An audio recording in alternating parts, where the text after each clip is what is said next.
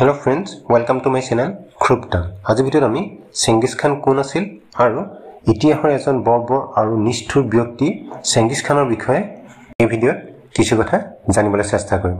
চেঙ্গিজ খান এজন বৰ ক্ৰুৰ আৰু নিষ্ঠুৰ মংগোলিয়াৰ সম্ৰাট আছিল। তেওঁ নিজৰ যুদ্ধ কৌশলৰ জৰিয়তে 1206 খ্ৰীষ্টাব্দৰ পৰা 1227 খ্ৰীষ্টাব্দৰ ভিতৰত ইউৰোপ আৰু এছিয়া মহাদেশ অৰ্থাৎ পৃথিৱীৰ 22% মাটি দখল কৰি লৈছিল।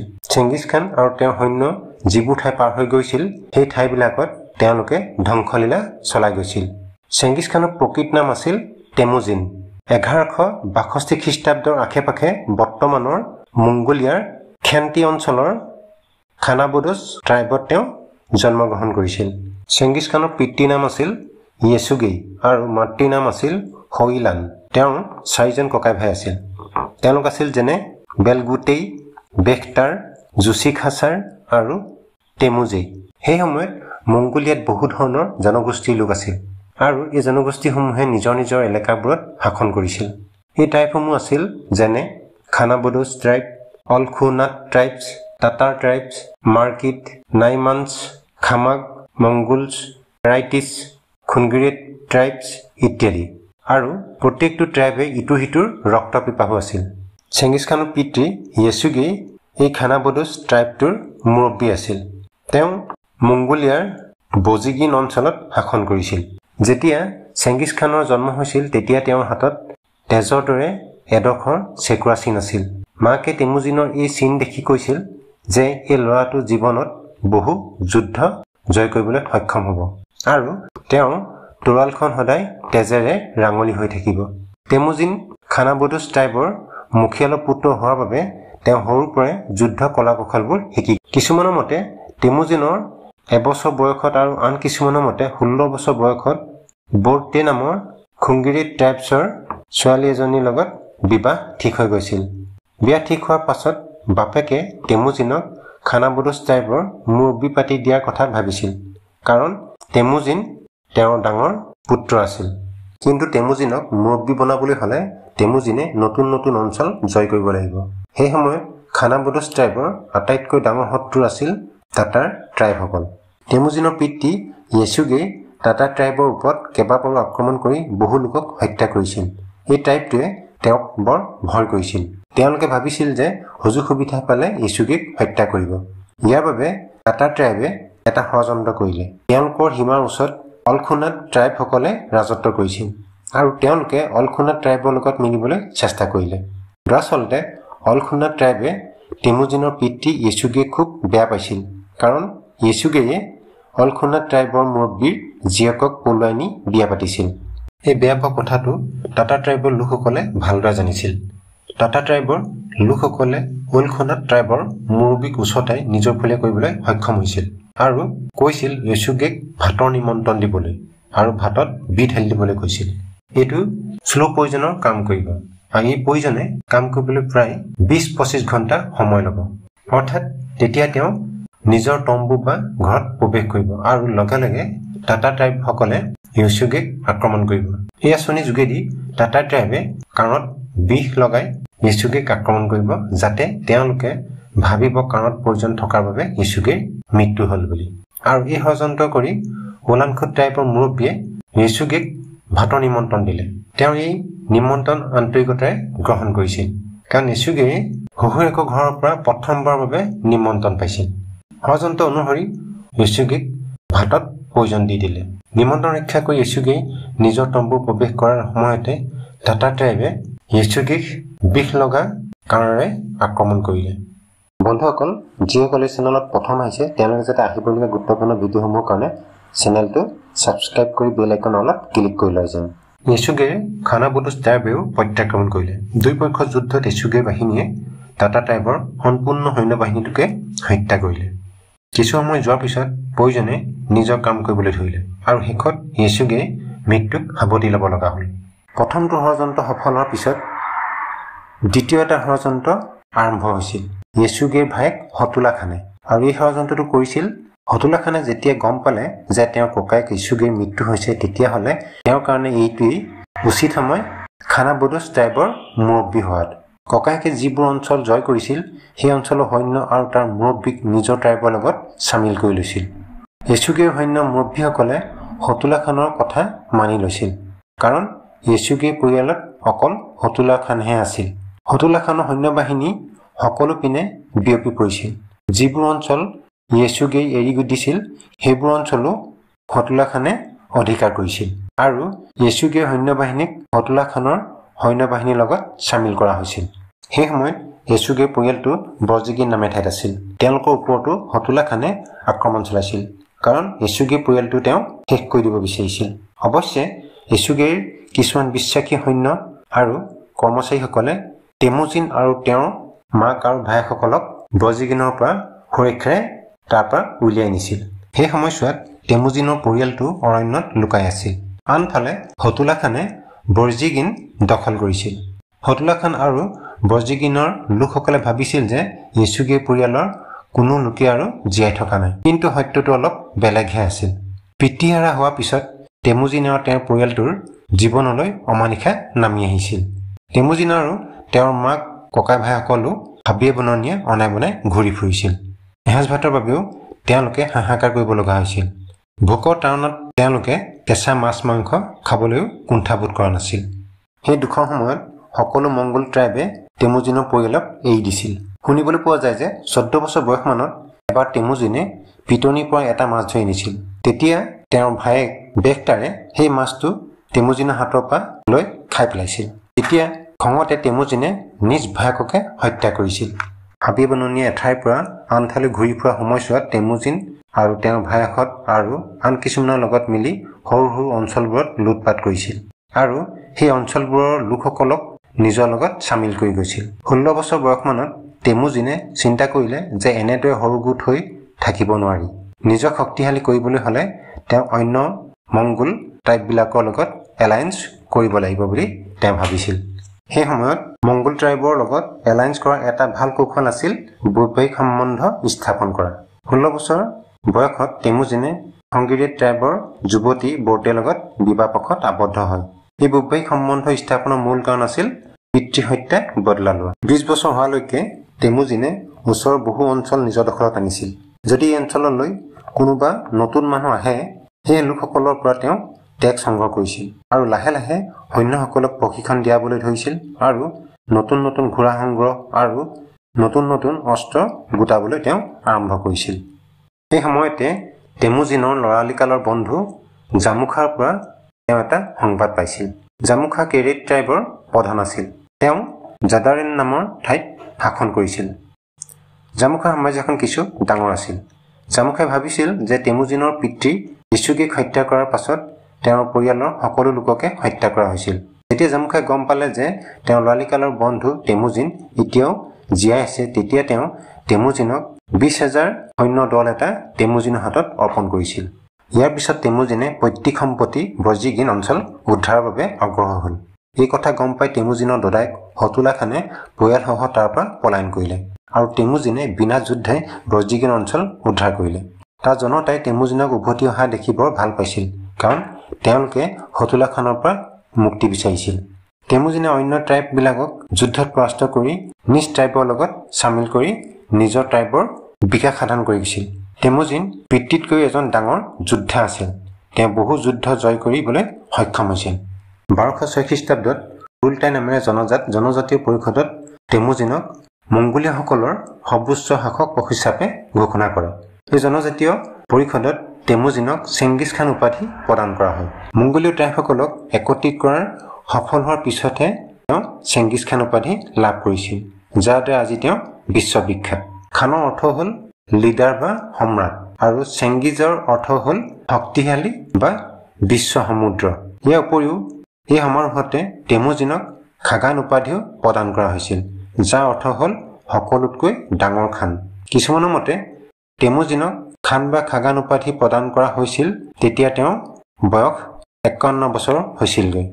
মন কৰিবলগীয়া এটা দিশ হ'ল যে কিছুমান পুথিত আমি চেংগিছ খানক গেংগিছ খান বুলিও লিখা দেখা পাওঁ। ইয়াৰ কাৰণ কি? গেংগিছ খান বানান সাধাৰণতে ইংৰাজীতহে ব্যৱহাৰ কৰা হয়, কিন্তু মংগোলীয়সকলে তেওঁক চেংগিছ খান বুলিহে সম্বোধন কৰিছিল। চেংগিছ খান এটা মংগোলীয় হ'ব। চেংগিছ খান কিন্তু ইছলাম ধৰ্মীয় লোক নাছিল। তেওঁৰ ধৰ্মৰ নাম আছিল টেনগিজ ধৰ্ম। এই জনজাতি পৰিষদৰ সমাৰোহত যিমানখিনি ট্ৰাইব গোট খাইছিল তেওঁলোকে ভৱিষ্যতে চেংগিছ খানক সহায় কৰাৰ প্ৰতিশ্ৰুতি দিছিল। এই সমাৰোহ চলি থকা সময়ত মাৰ্কিট ট্ৰাইবৰ লোকসকলে চেংগিছ খানৰ পত্নী বৰ্টেক অপহৰণ কৰি নিয়ে। তেতিয়া চেংগিছ খানে মাৰ্কিট ট্ৰাইবৰ ওপৰত তীব্ৰ আক্ৰমণ চলালে আৰু এই আক্ৰমণত চেংগিছ খানৰ লৰালিকালৰ বন্ধু জামু খায়ো সৈন্য সামন্ত লৈ চেংগিছ খানক সহায় কৰিছিল। চেংগিছ খানে মাৰ্কিট ট্ৰাইবৰ লোকসকলক এফালৰ পৰা আক্ৰমণ কৰি হত্যা কৰি গৈছিল আৰু এই ট্ৰাইবৰ কিছুমান লোক চেংগিছ খানৰ সংগ হৈ তেওঁক সহায় কৰিছিল। শেষত চেংগিছ খানে তেওঁৰ পত্নী বৰ্টেক উদ্ধাৰ কৰি বৰজুগিন উভতি যায়। উভতি যাওঁতে ৰাস্তাত পত্নী বৰ্টেই চেংগিছ খানক কৈছিল যে তেওঁ মাৰ্কিট ট্ৰাইবৰ মুৰব্বীৰ ল'ৰাৰ মাক হ'বলৈ ওলাইছে। তেতিয়া এই কথা শুনি চেংগিছ খান কিন্তু ক্ৰোধিত হোৱা নাছিল। অৱশ্যে তেওঁ কাৰো আগত এই কথাটো লুকুৱাও নাছিল। আনকি চেংগিছ খানে এই খবৰটো মাৰ্কিট ট্ৰাইবৰ মুৰব্বীকো জনালে যে তেওঁৰ সন্তানটো হত্যা নকৰে। এই সন্তানটোক তুলি তালি ডাঙৰ দীঘল কৰিব নিজৰ ল'ৰাৰ দৰে। আচলতে চেংগিছ খানে মাৰ্কিট ট্ৰাইবৰ লোকসকলক নিজৰ লগত চামিল কৰিব বিচাৰিছিল। সেইকাৰণে চেংগিছ খানে এনেধৰণৰ ব্যৱস্থা তেওঁ গ্ৰহণ কৰিছিল। অৱশ্যে এই মাৰ্কিট ট্ৰাইবৰ লোকসকলে কিয় চেংগিছ খানৰ পত্নীক অপহৰণ কৰিছিল? আচলতে মাৰ্কিট ট্ৰাইব লোকসকলে চেংগিছ খানক খাগান উপাধি দিয়াটো ভাল পোৱা নাছিল। সেইকাৰণে তেওঁলোকে চেংগিছ খানক সাংঘাতিক ধৰণে ঘৃণা কৰিছিল আৰু ইয়াৰ বাবদ চেংগিছ খানৰ পত্নীক তেওঁলোকে অপহৰণ কৰিছিল। আনহাতে চেংগিছ খানৰ লৰালিকালৰ বন্ধু জামু খা আৰু তেওঁৰ কেৰিট ট্ৰাইবসকলে মাৰ্কিট ট্ৰাইব একেবাৰে ভাল নাপাইছিল। যেতিয়া জামু খা আৰু তেওঁৰ ট্ৰাইবে গম পালে যে মাৰ্কিট ট্ৰাইবৰ মুৰব্বীৰ সন্তানক চেংগিছ খানে প্ৰসাৱ কৰাব আৰু ডাঙৰ দীঘল কৰিব, তেতিয়া জামু খাই চেংগিছ খানক লাহে লাহে বেয়া পাবলৈ ধৰিছিল আৰু জামু খা আৰু তেওঁৰ ট্ৰাইবৰ সৈন্যৰ চৰ্দাৰবোৰে চেংগিছ খানৰ পৰা আঁতৰি আহিবলৈ ধৰিছিল আৰু এইদৰে সময়বোৰ পাৰ হৈবলৈ ধৰিছিল। 1183 খ্ৰীষ্টাব্দৰ পৰা 1201 খ্ৰীষ্টাব্দৰ ভিতৰত চেংগিছ খানে নিজ সাম্ৰাজ্য বিস্তাৰ কৰি গৈছিল আৰু নতুন নতুন বহু ট্ৰাইবৰ অঞ্চল তেওঁ নিজৰ সাম্ৰাজ্যৰ লগত চামিল কৰি গৈছিল। আনহাতে জামু খায়ো কেৰেট ট্ৰাইবকো বহু আগুৱাই নিছিল। 1201 খ্ৰীষ্টাব্দত মংগোলিয়াৰ দুইজন বন্ধু দুটা ট্ৰাইবৰ বৰ শক্তিশালী মুৰব্বী আছিল। অৱশ্যে চেংগিছ খানৰ শক্তি কেৰেট ট্ৰাইবৰ শক্তিতকৈ বহু বেছি শক্তিশালী আছিল। এই দুজন ট্ৰাইবৰ শক্তিৰ আগত আন কোনো তৃতীয় ট্ৰাইবৰ জন্ম হোৱা নাছিল। চেংগিছ খান কেনেধৰণৰ শাসক আছিল? চেংগিছ খানৰ গাত কিছুমান গুৰুত্বপূৰ্ণ লক্ষণ আছিল আৰু সেইটোৱে তেওঁক ভৱিষ্যতে ডাঙৰ সাম্ৰাজ্যৰ এখন শাসক হোৱাত গুৰুত্বপূৰ্ণ ভূমিকা গ্ৰহণ কৰিছিল। উদাহৰণস্বৰূপে তেওঁ সদায় যোগ্যতাৰ ওপৰত বিশ্বাস কৰিছিল। যোগ্যতা থকা ব্যক্তিজনক তেওঁ বৰ সন্মান কৰিছিল আৰু সেইজন ব্যক্তিক তেওঁ ৰাজ্যত গুৰুত্বপূৰ্ণ পদবীত নিযুক্তি দিছিল। যিটো প্ৰথা অতীজৰে পৰা চলি আহিছিল তাৰ তেওঁ বিৰোধিতা কৰিছিল। যেনে পিতৃ অবিহনে পুতেকে সেই স্থান দখল কৰাটো। এই পুৰণি প্ৰথাটো চেংগিছ খানে সম্পূৰ্ণভাৱে খতম কৰি দিছিল আৰু যোগ্যজনক আগবাঢ়ি যোৱাত তেওঁ সুবিধা প্ৰদান কৰিছিল। যি ইয়াৰ বিৰোধিতা কৰিছিল চেংগিছ খানে তেওঁলোকক দেশ এৰি যাবলৈ কৈছিল। এইদৰে তেওঁ আভ্যন্তৰীণ বিদ্ৰোহ হোৱাৰ সম্ভাৱনা নাইকিয়া কৰিছিল। কিন্তু চেংগিছ খান এজন বৰ শক্তিশালী, ক্ৰূৰ, নিৰ্দয় আৰু নিৰংকুশ শাসক আছিল। ইয়াতে এটা মন কৰিবলগীয়া দিশ হ'ল যে চেংগিছ খানে পৰিয়ালৰ ককাই ভাইসকলক বৰ গুৰুত্ব দিছিল আৰু তেওঁলোকক তেওঁ সুখী কৰি ৰাখিবলৈ চেষ্টা কৰিছিল। চেংগিছ খানে নতুন অঞ্চল জয় কৰিলে ককাই ভাই বা সম্বন্ধীয়সকলক সেই অঞ্চলসমূহ চোৱা চিতাৰ তেওঁ দায়িত্ব দিছিল।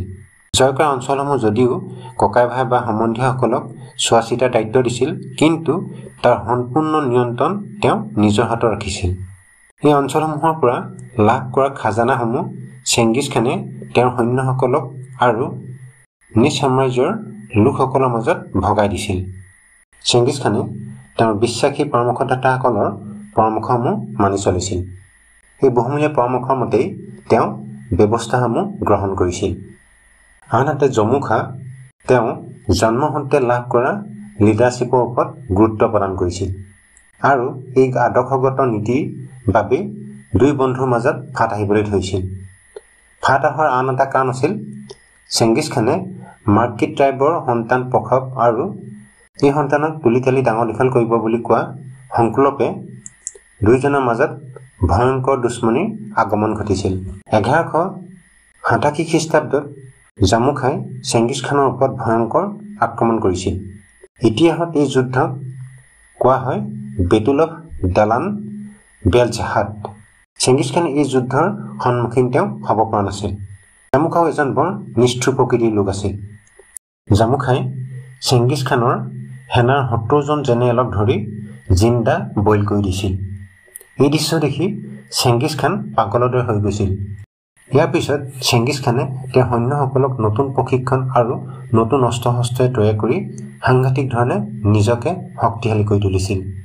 1204 খ্ৰীষ্টাব্দত চেংগিছ খানেও জামুখাৰ ওপৰত ভয়ংকৰ আক্ৰমণ কৰিছিল আৰু এই আক্ৰমণে জামুখা আৰু তেওঁৰ ট্ৰাইবৰ নামো নিচান নাইকিয়া কৰি দিছিল। ইয়াৰ পিছত চেংগিছ খানে তেওঁৰ পিতৃৰ হত্যাকাৰী টাটাৰ ট্ৰাইবক কঠোৰভাৱে দমন কৰে আৰু চেংগিছ খানে সৈন্যসকলক 3 ফুটৰ ওপৰৰ সকলো লোককে হত্যা কৰিবলৈ নিৰ্দেশ দিছিল আৰু 3 ফুটৰ তলৰ সকলক তেওঁ এৰি দিবলৈ কৈছিল। 1206 খ্ৰীষ্টাব্দত চেংগিছ খানে নেইমানছ ট্ৰাইবক আক্ৰমণ কৰি পৰাস্ত কৰে আৰু তাৰ ফলত চেংগিছ খানে চেণ্ট্ৰেল আৰু ইষ্টাৰ্ণ মংগোল ঠাইসমূহ দখল কৰিবলৈ সক্ষম হয়। চেংগিছ খানে শত্ৰুৰ গতিবিধি লক্ষ্য ৰাখিবৰ কাৰণে তেওঁ চোৰাংচোৱা নিযুক্তি দিছিল আৰু যুদ্ধত তেওঁ শত্ৰুপক্ষৰ নতুন কৌশল দেখিলে সেইবোৰ তেওঁ গ্ৰহণ কৰিছিল। চেংগিছ খানক ফাদাৰ অফ মংগোল বুলিও অভিহিত কৰা হয়। চেংগিছ খানে বিশ্ব জয় কৰাৰ কথা ভাবি তাৰ কাৰণে তেওঁ সকলো মংগোল ট্ৰাইবক একগোট কৰিছিল। এছিয়া আৰু ইউৰোপ আদিৰ অংশত দ্ৰুতগতিত তেওঁ নিজ সাম্ৰাজ্য সম্প্ৰসাৰণ কৰিবলৈ চেষ্টা কৰিছিল। চেংগিছ খানে প্ৰথমে বৰ্তমানৰ উত্তৰ পশ্চিম চীনৰ পিনে অগ্ৰসৰ হৈছিল। সেই সময়ত তাৰ জিয়া ডাইনেষ্টি আৰু জিন ডাইনেষ্টিয়ে ৰাজত্ব কৰিছিল। এই ডাইনেষ্টিকেইটাক পৰাস্ত কৰি চেংগিছ খানে নিজ সাম্ৰাজ্যৰ লগত চামিল কৰিছিল আৰু ইয়াৰ বহু মানুহক তেওঁ হত্যা কৰিছিল। 1221 খ্ৰীষ্টাব্দৰ ফেব্ৰুৱাৰী মাহত মাৰ্ভ নামৰ তুৰ্কীমিনিস্তানত চেংগিছ খানে আক্ৰমণ কৰি তাত প্ৰায় 300 লোকক হত্যা কৰিবলৈ আদেশ দিছিল। অৱশ্যে এই আক্ৰমণৰ বিষয়ে এজন পাৰ্চিয়ান ব্ৰঞ্জীবিদে লিখিছিল যে সেই সময়ত চেংগিছ খানৰ সৈন্যবাহিনীয়ে প্ৰায় 13 লাখ লোকক সেই ঠাইখনৰ মানুহক হত্যা কৰিছিল। ইয়াৰ পিছত 1221 খ্ৰীষ্টাব্দৰ এপ্ৰিল মাহত নিচাপুৰ নামে ঠাইত চেংগিছ খানে আক্ৰমণ কৰে। এই ঠাইডোখৰ বৰ্তমান ইৰাণত আছে। ইয়াত চেংগিছ খানৰ সৈন্যই মানুহটো বাদেই কুকুৰ মেকুৰী গৰু ছাগলী আদিকো নিৰ্দয়ভাৱে হত্যা কৰিছিল। নিচাপুৰ চহৰখনত থকা মানুহ জীৱ জন্তু আদি সকলোকে হত্যা কৰিবলৈ চেংগিছ খানৰ কঠোৰ নিৰ্দেশ আছিল। এই চহৰখনত থকা ডাঙৰ ডাঙৰ ঘৰবোৰ ভাঙি দিছিল আৰু ঘৰবোৰত জুই লগাই দিছিল। এই চহৰখনত আক্ৰমণ কৰি চেংগিছ খানে 1 ঘণ্টাত 17,48,000 মানুহক হত্যা কৰিছিল। চেংগিছ খান ইমানতেই ক্ষান্ত থকা নাছিল। তেওঁ মৰা মানুহবোৰৰ মূৰবোৰ কাটি মূৰবোৰৰ দ্বাৰা পিৰামিড নিৰ্মাণ কৰা হৈছিল। 1223 খ্ৰীষ্টাব্দত মংগোল আৰু ৰাছিয়ানসকলৰ মাজত ভয়ংকৰ যুদ্ধ হৈছিল। এই যুদ্ধখনক ইতিহাসত বেটল অফ কালকা ৰিভাৰ বুলিও কোৱা হয়। এই যুদ্ধত চেংগিছ খানৰ সৈন্যই ৰাছিয়া সৈন্যক পৰাস্ত কৰি ৰাছিয়াৰ নগৰবোৰ দখল কৰি লৈছিল আৰু উপায়হীন হৈ শেষত ৰাছিয়া সেনাৰ জেনেৰেলে চেংগিছ খানৰ ওচৰত চাৰেণ্ডাৰ কৰি দিছিল।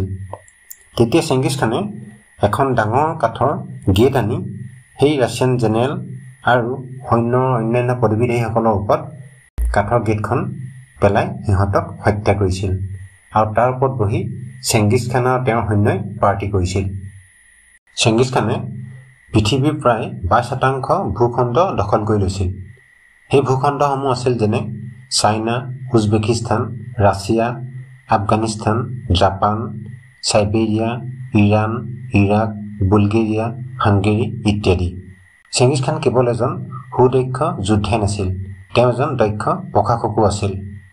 তেওঁ ইয়াছা নামেৰে জনাজাত আইনী সংহিতা স্থাপন কৰিছিল, য'ত মংগোলীয় সমাজৰ বিভিন্ন দিশ, কৰ, সম্পত্তিৰ অধিকাৰ, সামৰিক সেৱা আদি নিয়ন্ত্ৰণ কৰা হৈছিল তেওঁ নিজৰ সাম্ৰাজ্যিক প্ৰশাসনিক অঞ্চলটো সংগঠিত কৰিছিল নিজৰ নীতিসমূহ বলবৎ কৰিবলৈ তেওঁ বিশ্বাসযোগ্য বিষয়া নিযুক্তি দিছিল চেঙ্গিছ খানৰ সামৰিক অভিযান যিমান নিৰ্দয় আৰু বৰ্বৰ আছিল যদিও তেওঁৰ শাসনত সহনশীল হোৱাৰ বাবেও তেওঁ পৰিচিত আছিল চেঙ্গিছ খানে সকলো ধৰ্মকে সন্মান কৰিছিল তেওঁ ধৰ্মীয় স্বাধীনতাক প্ৰসাৰিত কৰিছিল আৰু পণ্ডিত শিল্পী আৰু ব্যৱসায়ীসকলক সুৰক্ষা দিয়া নীতি ৰূপায়ণ কৰিছিল যিয়ে ৰেচন পথৰ কাষত সাংস্কৃতিক বিনিময় সমৃদ্ধিশালী হোৱাত অৰিহণা যোগাইছিল মংগোলীয়সকলৰ এটা পৰম্পৰা আছিল যে যদি কোনোবা ৰজা বা মহাৰজাসকলে ইচ্ছা কৰে যে তেওঁলোকৰ মৃত্যুৰ পিছত তেওঁলোকক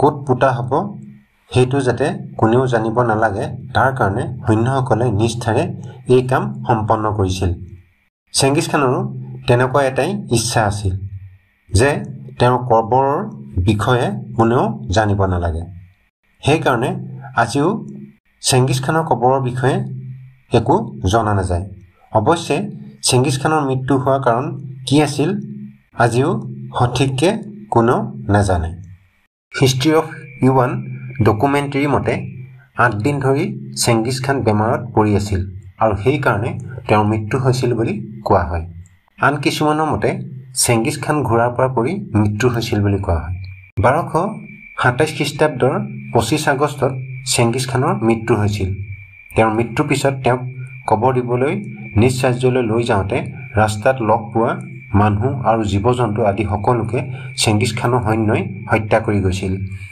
যাতে কোনোৱেও চেঙ্গিছ খানৰ কবৰ দিয়াৰ বিষয়ে নাজানে চেঙ্গিছ খানৰ কবৰ দিবৰ সময়ত ৰাজ্যৰ বিশিষ্ট 2000 লোকক নিমন্ত্ৰণ কৰা হৈছিল আৰু কবৰ দিয়াৰ পাছত সেই 2000 বিশিষ্টজন লোকক হত্যা কৰি দিয়া হৈছিল কিয় হত্যা কৰা হৈছিল এই বিশিষ্ট ব্যক্তিৰ কোনো ব্যক্তিয়ে যাতে বাহিৰত একো ক'ব নোৱাৰে যি ঠাইত চেঙ্গিছ খানক কবৰ দিয়া হৈছিল সেই ঠাইত 1000 ঘোঁৰাক দৌৰোৱা হৈছিল যাতে সেই ঠাইডোখৰ সাধাৰণ মাটিৰ দৰে হৈ পৰে আৰু কোনো মানুহে সেই কবৰৰ বিষয়ে গম নাপায় চেঙ্গিছ খানক কবৰ দিয়াৰ সময়ত কিছুমান আচৰিত ঘটনা ঘটিছিল চেঙ্গিছ খানক যিকেইজন সৈন্যই কবৰ দিছিল সেইকেইজন সৈন্যক চেঙ্গিছ খানৰ আন এটা সৈন্য দলে হত্যা কৰি দিছিল ঠিক তেনেদৰে দ্বিতীয় সৈন্য দলটোক তৃতীয় সৈন্য দল বাহিনীয়ে